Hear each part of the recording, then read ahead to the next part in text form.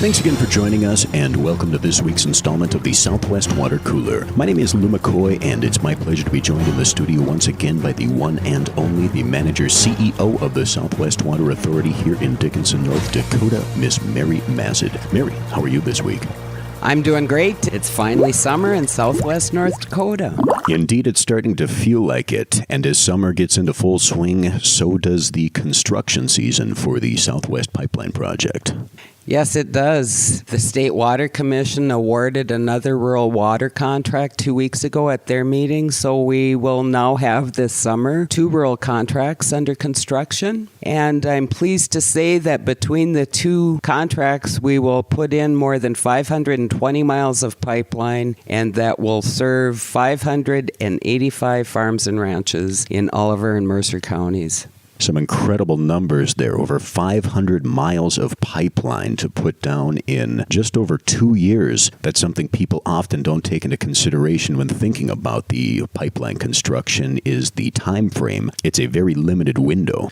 It is indeed, and that's why our contractors are generally given 2 years to complete a project. They'll have intermediate completion dates, but since our construction season is short in our region, it usually takes 2 summers in order to complete a rural project. Much like the farmers out here in southwestern North Dakota, you have to wait for the exact perfect conditions to get out there in the field. And when Mother Nature doesn't comply, well, we are left at her mercy.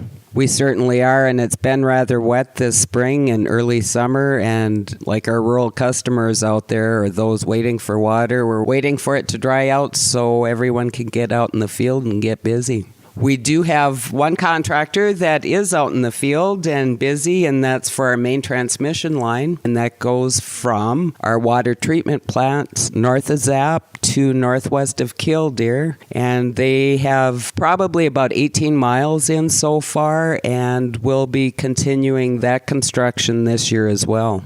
Along with the construction this summer, there's also the continuing progress on the second intake up at Lake Sakakawea. It is, and what the contractor is currently doing is they're drilling 30 wells. They plan on putting pipe in the ground to freeze it in order to dig the hole for the caisson. And the caisson concrete segments have been completed in England. They've been shipped to New York, and they're in the port of New York going through customs and will arrive on site hopefully in a few weeks. An exciting update on both the second intake and the construction there. Mary, thanks again for your time this week. It's been a pleasure as always. Yes, thank you. Thanks to our listeners. Thanks for your support, and be sure to listen to us next time.